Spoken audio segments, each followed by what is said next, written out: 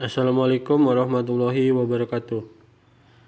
Baiklah, kami dari kelompok 8 akan mempresentasikan tugas kimia fisika yang berjudul Kesetimbangan Kimia, yang disusun oleh Rizky Abdul Manan, Teddy Rizky Ramadan, Lutfia Komairoh, Kasanova Istiqomah, Yofi Ferdiansah, dan Nabila Dwiki. Yang pertama, saya Rizky Abdul Manan akan menjelaskan tentang pengertian kesetimbangan kimia. Sebelumnya, apa sih yang dimaksud dengan kesetimbangan kimia? Kesetimbangan kimia merupakan reaksi bolak-balik yang mana laju reaksi reaktan dan produk sama, dan konsentrasi keduanya tetap. Biasanya, keadaan ini terjadi ketika reaksi ke depan berlangsung pada laju yang sama dengan reaksi balik. Laju pada reaksi maju dan mundur umumnya tidak nol, tapi sama. Dengan demikian, tidak ada perubahan bersih dalam konsentrasi reaktan dan produk. Keadaan seperti ini disebut sebagai kesetimbangan dinamis. Konsep kesetimbangan kimia dikembangkan setelah Berthollet pada tahun 1803 menemukan bahwa beberapa reaksi kimia bersifat reversible. Apa sih yang dimaksud dengan reaksi reversible? Reaksi reversible adalah reaksi yang dimana produk reaksi dapat bereaksi balik membentuk reaktan. Dengan kata lain, dalam reaksi reversible, tidak hanya reaktan yang bisa berubah menjadi produk, tetapi produk pun bisa berubah kembali menjadi reaktan. Baiklah, saya Teddy Rizky Ramadan. Saya akan menjelaskan contoh kesetimbangan dalam kehidupan sehari-hari.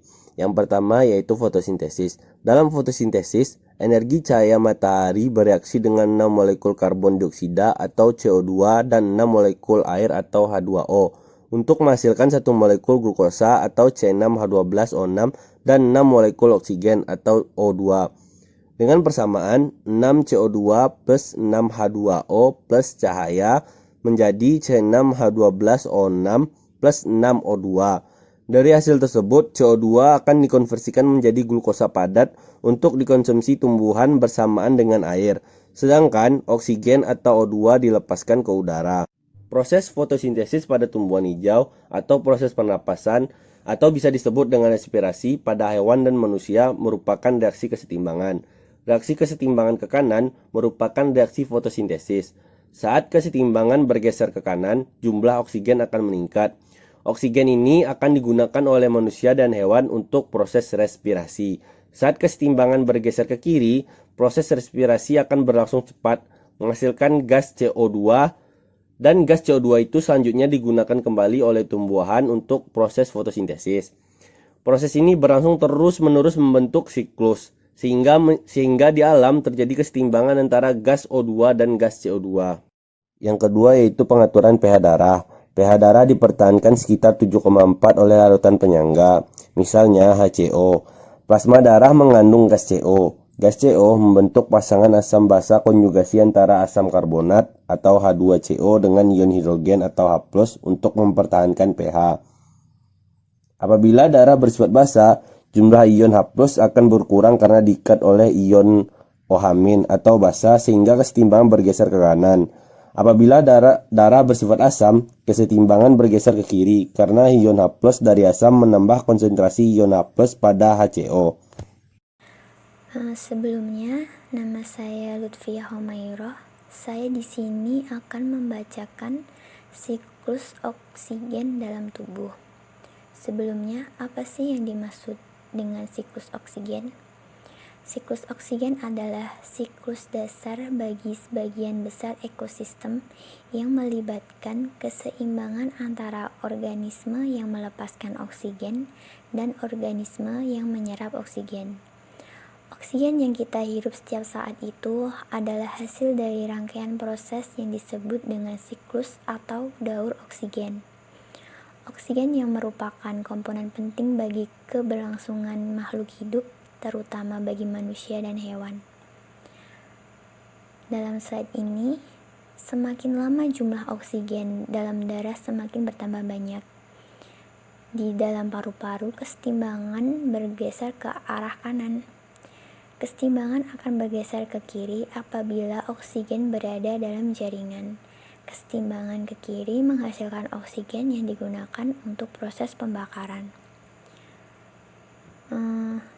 Di dalam paru-paru, kesetimbangan bergeser ke arah kanan itu dikarenakan konsentrasi oksigen yang tinggi, sehingga kesetimbangan pada paru-paru akan bergeser ke arah produk atau ke arah kanan. Sedangkan kesetimbangan akan bergeser ke arah kiri itu dikarenakan pada sel atau jaringan di mana oksigen akan disalurkan oleh hemoglobin, konsentrasi oksigen dalam darah akan berkurang sehingga kesetimbangan akan berbalik ke arah kiri. Ketika kita bernafas, secara tidak sadar kita juga telah menerapkan sistem kesetimbangan kimia. Oksigen akan dihirup oleh manusia melalui paru-paru dan akan diikat oleh hemoglobin. Dalam pengikatan ini, terjadi reaksi antara hemoglobin dengan oksigen yang akan membentuk oksihemoglobin. Dengan melalui sistem kesetimbangan, reaksi kimia seperti di bawah ini, Hb ditambah O2 menjadi HbO2. Saya Kasanova Istiqomah Lawanadana akan menjelaskan poin tentang contoh dalam industri, yaitu pembuatan amonia. Amonia dibuat dengan cara mereaksikan gas nitrogen dengan gas hidrogen. Proses pembuatan amonia pertama kali dilakukan oleh Haber and Bosch. Oleh karena itu, proses pembuatan amonia dikenal dengan proses Haber-Bosch. Proses Haber-Bosch adalah suatu proses fiksasi nitrogen artifisial dan merupakan proses industri utama untuk produksi amonia yang berlaku pada saat ini. Dengan persamaan reaksi, N2 ditambah 3H2 menjadi 2NH3. Pada umumnya, reaksi-reaksi kimia tersebut berlangsung dalam arah bolak-balik atau reversibel. Pada awal proses bolak-balik, reaksi berlangsung ke arah pembentukan produk, kemudian dilanjutkan dengan pembentukan molekul reaktan dari molekul produk. Ketika laju reaksi ke kanan dan ke kiri sama, konsentrasi reaktan dan produk tidak berubah, maka kesetimbangan reaksi telah tercapai. Reaksi kesetimbangan pada pembuatan amonia tersebut merupakan reaksi eksoterm. Reaksi eksoterm itu lebih baik jika suhu diturunkan, tetapi jika suhu diturunkan, maka reaksi berjalan sangat lambat. Yang mempengaruhi kesetimbangan kimia antara lain perubahan konsentrasi, perubahan volume, tekanan, jumlah mol, dan juga perubahan temperatur. Amonia merupakan bahan utama dalam pembuatan berbagai barang, misal pupuk urea, asam nitrat, dan senyawa nitrogen. Bisa dipakai sebagai pelarut karena kepolaran amonia cair hampir menyamai kepolaran air. Sebelumnya, perkenalkan, nama saya Yofi Ferdiansyah. Di sini saya akan menjelaskan kaitan kesetimbangan kimia dengan dalil yang ada. Semua yang diciptakan di dunia ini pasti erat hubungannya dengan ayat-ayat suci Al-Quran atau dalil. Begitupun kesetimbangan kimia. Berkenaan dengan kesetimbangan kimia, Allah telah memberikan ketentuannya dengan jelas dalam surat Ar-Rahman ayat 7-9. Yang artinya, dan Allah telah meninggalkan langit dan ia meletakkan raja atau kesetimbangan, agar kamu tidak melampaui batas timbangan. Dan tegakkanlah timbangan itu dengan adil dan janganlah kamu mengurangi kesetimbangan itu.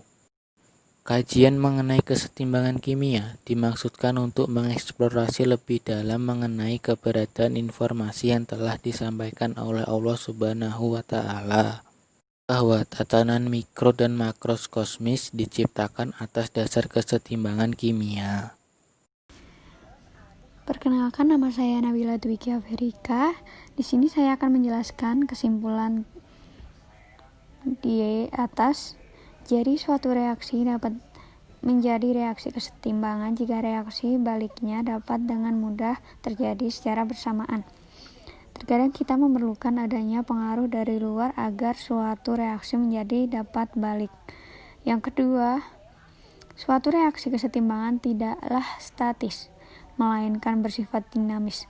Artinya, Secara makroskopis, reaksi berlangsung secara terus-menerus dalam dua arah dengan laju yang sama. Kesetimbangan kimia hanya dapat berlangsung dalam sistem tertutup, yaitu sistem tertutup adalah suatu sistem reaksi di mana baik zat-zat yang bereaksi maupun zat-zat hasil reaksi tidak ada yang meninggalkan sistem. Faktor yang mempengaruhi kesetimbangan kimia yaitu yang pertama, konsentrasi, suhu, volume, dan tekanan.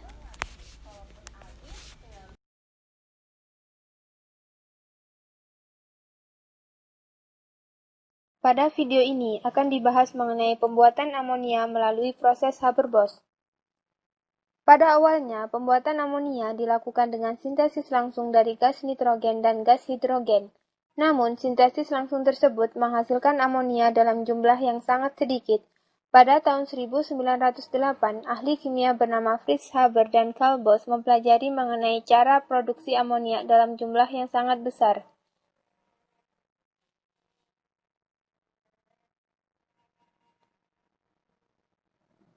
Berikut ini adalah reaksi kesetimbangan dari proses pembuatan amonia melalui proses Haber-Bosch.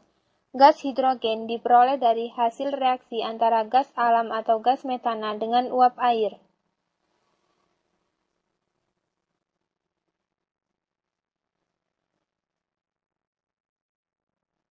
Sedangkan gas nitrogen diperoleh dari hasil penyulingan udara. Gas hidrogen dan gas nitrogen dimasukkan dalam bejana sehingga menghasilkan gas amonia.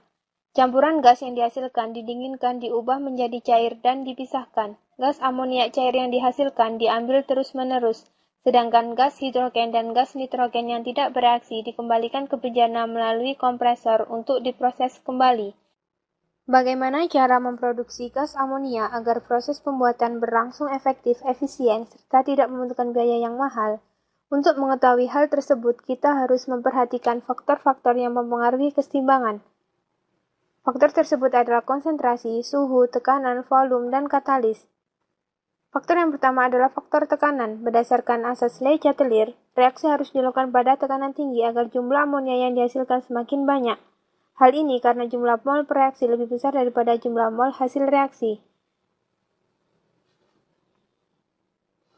Namun, proses tersebut tidak optimum karena diperlukan pipa yang lebih tebal supaya tidak mudah rusak dan lebih aman. Hal tersebut membutuhkan biaya yang lebih mahal.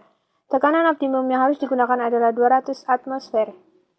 Faktor yang kedua adalah faktor suhu. Reaksi pembentukan amonia bersifat eksoterm. Berapa suhu yang harus digunakan dalam proses pembuatan amonia? Apakah dilakukan pada suhu rendah atau pada suhu tinggi?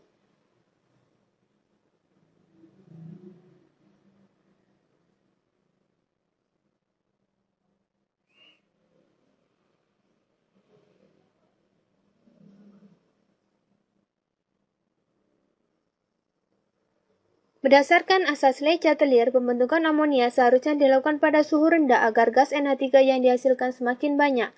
Namun, laju reaksi pada suhu rendah terlalu lambat sehingga proses produksi menjadi tidak ekonomis.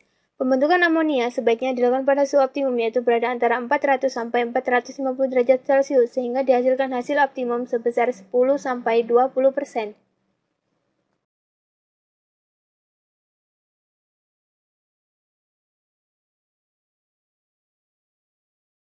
Faktor selanjutnya adalah faktor katalis. Katalis yang digunakan dalam pembentukan amonia adalah katalis serbuk besi.